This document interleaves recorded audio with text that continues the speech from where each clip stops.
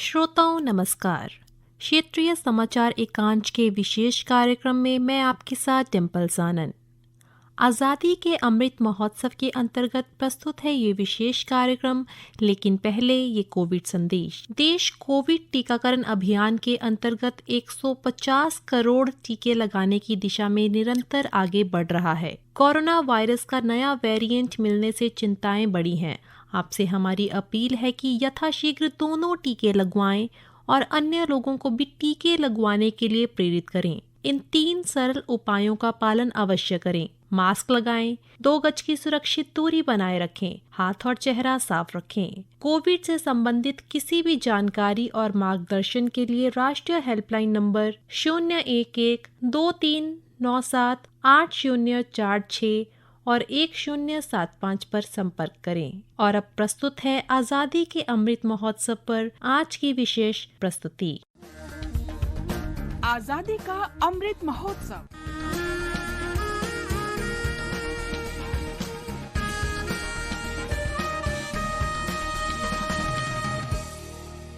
आजादी का सफर आकाशवाणी के संग। भारत का स्वाधीनता संघर्ष आधुनिक विश्व के महानतम संघर्षों में से एक है।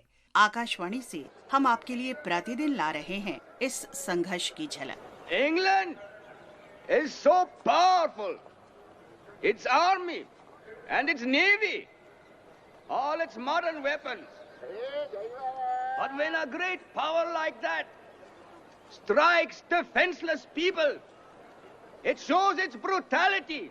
महात्मा गांधी ने 24 फरवरी 1919 को रॉलेट एक्ट के विरोध में आंदोलन शुरू किया था और मुंबई में सत्याग्रह सभा की स्थापना की थी। ये आंदोलन प्रेस की स्वतंत्रता के दमन और बिना मुकदमा चलाए हिरासत में रखने के विरोध में चलाया गया। आंदोलन के दौरान गांधी जी ने कहा, मुझे पूरा विश्वास है कि हम अपने आत्म बल से केवल मुसीबतों के जरिए ही मोक्ष प्राप्त करेंगे, न कि अंग्रेजों द्वारा निष्ठुरता से थोपे गए सुधारों के जरिए। रॉलेट एक्ट के तहत ज्यूरी की सुनवाई के बिना राजनीतिक मुकदमे चलाने की अनुमति दे दी गई और बंदी प्रत्यक्षीकरण के अधिकार को निलंबित करते हुए बिना मुकदमा चलाए ही संदिग्ध को नजरबंद रखने की स्वीकृति मिल गई। स्वतंत्रता सेनानियों ने इस कठोर अधिनियम का विरोध शुरू कर दिया। फलस्वरूप मार्च तथा अप्रैल 1919 के दौरान देश में उल्लेखनीय राजनीतिक जागृति आई। बड़े पैमाने पर हड़तालें हुईं, जुलूस निकाले गए और प्रदर्शन हुए।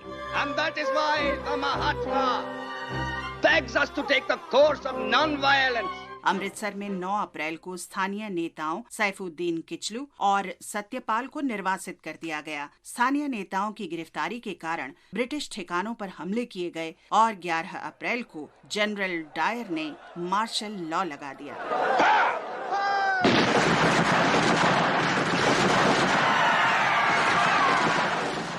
13 अप्रैल 1919 को जलियांवाला नरसंहार की घटना के बाद पूरा देश असहयोग आंदोलन में शामिल हो गया। मार्च 1922 में दमनकारी कानून कमेटी की रिपोर्ट स्वीकार करते हुए ब्रिटिश औपनिवेशिक सरकार ने Rowlatt act, the press act और 22 अन्य कानून वापस ले लिए।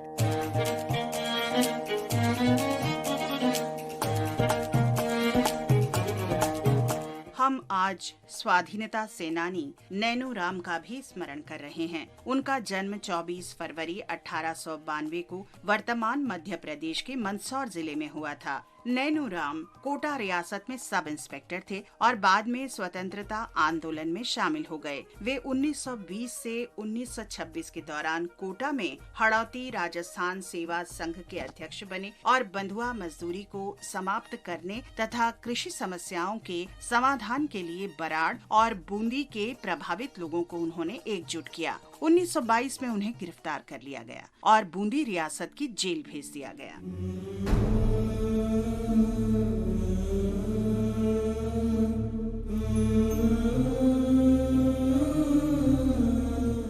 1926 से 1936 तक नैनू राम कोटा में हाड़ौती राज्य प्रजामंडल के अध्यक्ष रहे। उन्होंने 1934 से 1936 तक कोटा राज्य प्रजामंडल के कार्यकारी सदस्य के रूप में भी कार्य किया और मई 1939 में मंगरोल में इसके चौथे अधिवेशन के अध्यक्ष निर्वाचित हुए। उदार और धर्मनिरपेक्ष नेता के रूप में नैनू राम ने कोटा रियासत में लोकतांत्रिक सरकार की वकालत की। रामगंज मंडी से पैतृक गांव निमाड़ा जाते समय 14 अक्टूबर 1941 को उनकी हत्या कर दी गई। नैनू राम को हमारी विनम्र श्रद्धांजलि।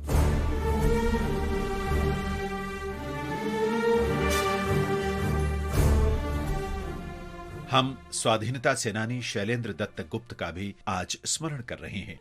उन्हें 24 फरवरी 1933 को क्रांतिकारी गतिविधियों के लिए दोषी ठहराया गया था। शैलेंद्र का जन्म 1916 को तत्कालीन बंगाल के ढाका में हुआ था। वे क्रांतिकारी समूह श्री संघ के सदस्य थे। उन्हें शस्त्र अधिनियम के तहत दोषी ठहराया गया और प्रताड़ित किया गया। नजरबंदी के दौरान ही उन्होंने अंतिम सांस ली। इस महान स्वतंत्रता सेनानी शैलेंद्र दत्त गुप्त को हमारी विनम्र श्रद्धांजलि।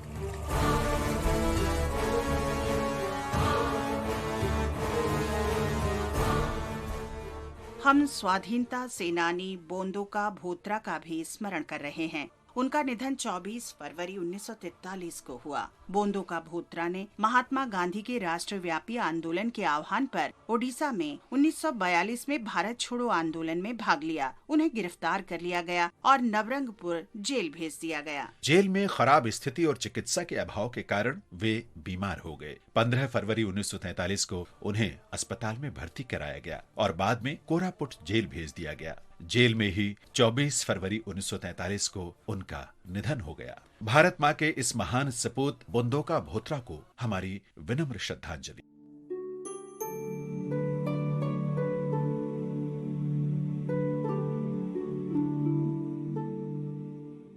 इसके साथ ही आजादी का सफर आकाशवाणी के संग की ये कड़ी संपन्न होती है। कल फिर मिलेंगे नई कड़ी के साथ।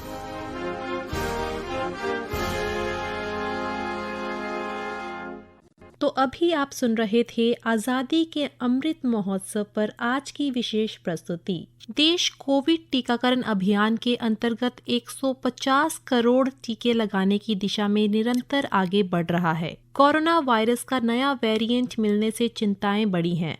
आपसे हमारी अपील है कि यथाशीघ्र दोनों टीके लगवाएं और अन्य लोगों को भी टीके लगवाने के लिए प्रेरित करें। इन 3 सरल उपायों का पालन अवश्य करें। मास्क लगाएं, 2 गज की सुरक्षित दूरी बनाए रखें, हाथ और चेहरा साफ रखें। कोविड से संबंधित किसी भी जानकारी और मार्गदर्शन के लिए राष्ट्रीय हेल्पलाइन नंबर 011-2397-8046 और 1075 पर संपर्क करें।